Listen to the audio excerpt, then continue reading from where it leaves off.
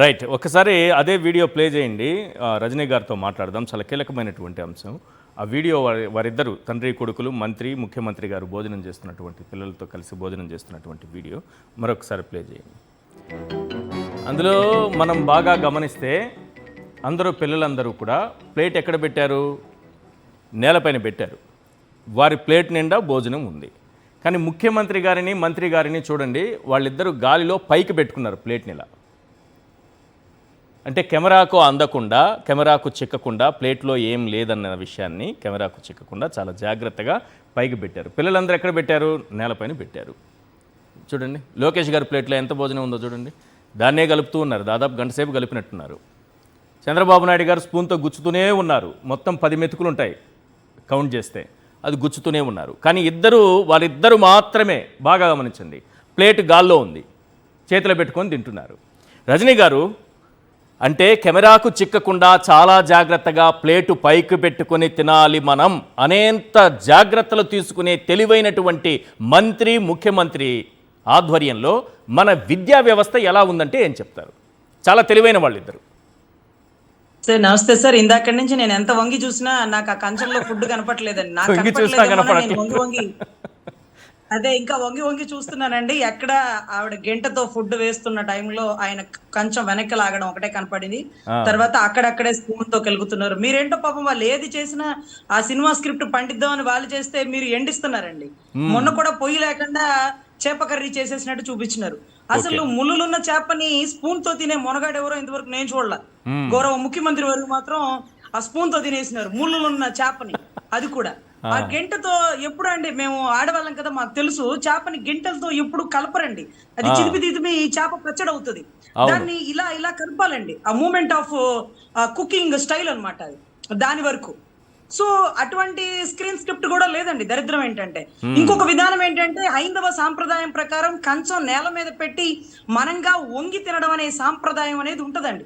So వీళ్ళిద్దరు అలా కంచాలు పైన పెట్టుకుంటే రేపు పిల్లలు కూడా కంచాలు పైకి లేపితే ఏంటి పరిస్థితి?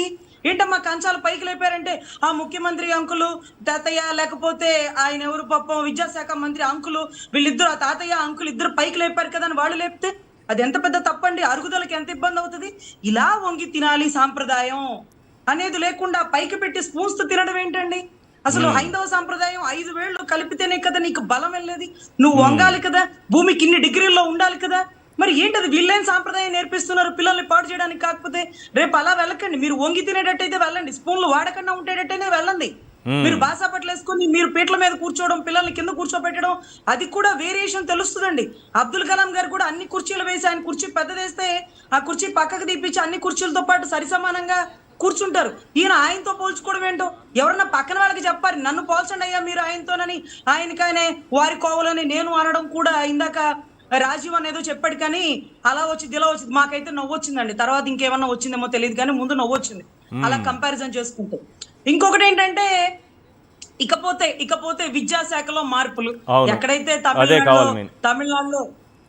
తమిళనాడులో విజయ్ గెలిచి ఎంకిపల్లి సుబ్బిసావుకి ఎలా వచ్చిందో అక్కడ పవన్ కళ్యాణ్ గారు ఎదుర్కొంటున్న సమస్యలు మేము చూస్తూనే ఉన్నాం. ఇక్కడ ధర్మేంద్ర ప్రధాన్ గారు రాజీనామా చేస్తూ ఇప్పుడు లోకేష్ గారు నెత్తికి చుట్టుకుంటుందనే పరిస్థితులు ఇప్పుడు ఆయన నలిగిపోతున్నారు. అదే కాకుండా జగన్ గారు ఏదో ఒట్టి మాటలు చెప్పరండి. అన్ని సిల్వర్ స్క్రీన్ మీద 70mm సినిమా చూపించినట్టు ఎవరింట్రీతో చూపిస్తారు. టీడీపీ ప్రభుత్వం హయాంలోనే ఎన్నిసార్లు పేపర్ లీక్ అయిందో చూడండి. అంటే ఉద్యోగాలు మీ అదృష్టం ఏంటయ్యా? మేము ఒకప్పుడు ఉద్యోగాల కోసం ఎదురు చూసినాం, మీకోసం ఉద్యోగాలు ఎదురు చూస్తున్నాయి అంటూ ఆవిడెవరు హోమ్ మినిస్టర్ గారు, ఆవిడ సోదరుడైనటువంటి లోకేష్ గారు ఒక జూమ్ కాల్లో తెచ్చినటువంటి మిట్టల్ స్టీల్ ప్లాంట్ కంపెనీ టైంలో ఆవిడ చెప్పారు అనుకుంటాండి, బహుశా నా బాగా గుర్తు. ఆవిడ సోదరుడు చేసిన నిర్వాకం ఏదైతే స్పోర్ట్స్ కోటాలో ఆ సీట్లను అమ్మేసుకున్నారని ఎవిడెంటరీగా రికార్డింగ్ తో సహా బయటకు వచ్చిందండి. సో ఇక్కడ విద్యార్థులు మధ్యాహ్నం భోజనం తిని మృతి చెందడం ఎలా జరిగిందో అది ఎవిడెంటరీగా చూపించినారు అండి. పోనీలేండి, వాళ్ళు స్కూళ్ళకి వెళ్ళి డిజిటల్ బోర్డులో చంద్రబాబు గారు రాయడం, ఏదైతే స్కూల్ బెంచ్ల మీద లోకేష్ గారు కూర్చొని పిల్లలతో ముచ్చటించడం, ఆ పిల్లలతో కలిసి భోజనం చేస్తున్న పరిస్థితులు, ఆ పిల్లలు వేసుకున్న యూనిఫాము, ఇవన్నీ చూస్తుంటే ఇది జగన్ గారు సాధించినటువంటి ఘనత. పబ్లిసిటీ ఆయన టైంలో చేసుకోలేదు, కానీ వీళ్ళు ఏది చేసినా అరే ఆ బెంచ్లు ఎక్కడా, చైతన్య స్కూల్కి వెళ్ళారా? నారాయణ స్కూల్ లేదండి, గవర్నమెంట్ స్కూల్ అదేం బెంచ్లు? జగన్ గారి టైంలో బెంచెస్ అన్ని మార్చేశారండి. ఇదేంటి ఆయన ఏమన్నా బిజినెస్ స్కూల్కి వెళ్ళారా ఏంటి? చంద్రబాబు గారు డిజిటల్ బోర్డు లేదండి, అది కూడా మా గవర్నమెంట్ స్కూల్ అండి. అరే గవర్నమెంట్ స్కూల్లో డిజిటల్ బోర్డు జగన్ గారు గవర్నమెంట్ లో తెచ్చారండి. ఇలా పబ్లిసిటీ అవుతుంది. ఏంటి ఆ యూనిఫాము చక్కగా చున్నీలు గిన్నెలు నీట్ గా ఉంది, ఎక్కడ ఎవరు పిల్లలు? ఆ పిల్లలు కూడా మన గవర్నమెంట్ స్కూల్ పిల్లలండి. ఆయన టైంలో యూనిఫామ్ మార్చేసినారండి, అద్భుతంగా ఉందండి. పిల్లలు షూస్ వేసుకున్నారా? ఇది కూడా గవర్నమెంట్ అండి. ఆర్ఓ వాటర్ అండి. మొన్నటి రోజు రెడ్డప్ప మాధవ్ గారు ఒక స్కూల్కి వెళ్తూ ఆ వాష్రూమ్స్ లోకి ముక్కుకి గుడ్డాటం పెట్టుకుని అలా పరిగెట్టి వచ్చింది. 5 నిమిషాలు ఉండలేకపోయిందండి. పసిపిల్లలు కదండి, పసిపిల్లలు ఎలర్జీలు ఎలా వచ్చేస్తాయండి ఆడపిల్లలకండి? అలాంటి వాష్రూమ్స్ అండి. సాంబార్ చూసినారండి, నీళ్లతో గాయ చేసినారేమో, పప్పుతో గాయడం మర్చిపోయి. ఇదే సాంబార్ అని ఆవిడ పైకి చూపించింది. జగన్మోహన్ రెడ్డి గారి గొప్పతనం ఏంటంటే నాడు నేడు పేరుతో స్కూల్స్, ప్రభుత్వ బడుల డెవలప్మెంట్ ఏ స్థాయిలో జరిగిందంటే ఆఖరికి చంద్రబాబు నాయుడు గారు పుట్టినటువంటి నారావారి పల్లెలో కూడా మరుగుదొడ్లని జగన్మోహన్ రెడ్డి గారే కట్టించారు పిల్లలకి ప్రభుత్వ బడులు. ఆయన ముఖ్యమంత్రిగా ఉండి అన్నేళ్ల కాలంలో తను ముఖ్యమంత్రిగా ఉండి కూడా ఆలోచన రాలేదు, ఆయనకి డెవలప్ చేయలేదు ఆ స్థాయిలో చంద్రబాబు నాయుడు గారు.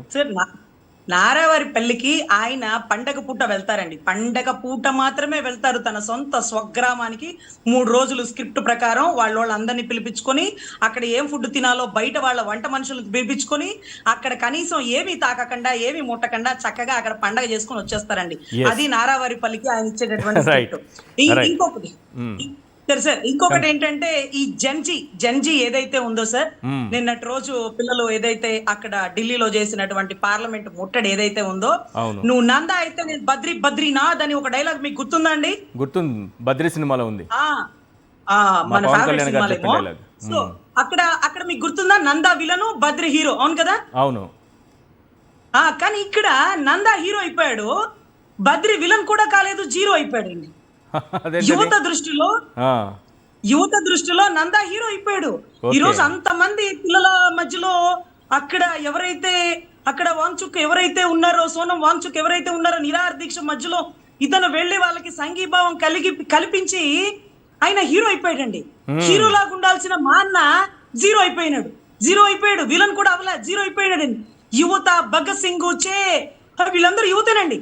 బిర్సా ముండా వాళ్ళపైన కూడా ఏవో పోస్టులు పెట్టారు కదా, వాళ్ళకు కూడా మతము, వాళ్ళకు కూడా ఏవో రుద్దుతూ జనసేన పోస్టులు పెట్టింది కదా అక్కడ పోరాటం చేసినటువంటి యూత్ పైన. సార్ దరిద్రం ఏంటంటే వాళ్ళకి సపోర్ట్ చేయకపోయినా పర్లేదు, వాళ్ళని సంఘ విద్రోహ శక్తులు అని అనకుండా ఉండాల్సిందండి. ఒకవేళ బీజేపీని తప్పి మనం మాట్లాడలేని పరిస్థితిలో ఉన్నామే అనుకోండి, మాట్లాడకుండా ఉండాల్సింది. కానీ ఇలా మాట్లాడండి అలా మాట్లాడండి అంటూ వాళ్ళని సంఘ విద్రోహ శక్తులుగా చిత్రీకరించడం.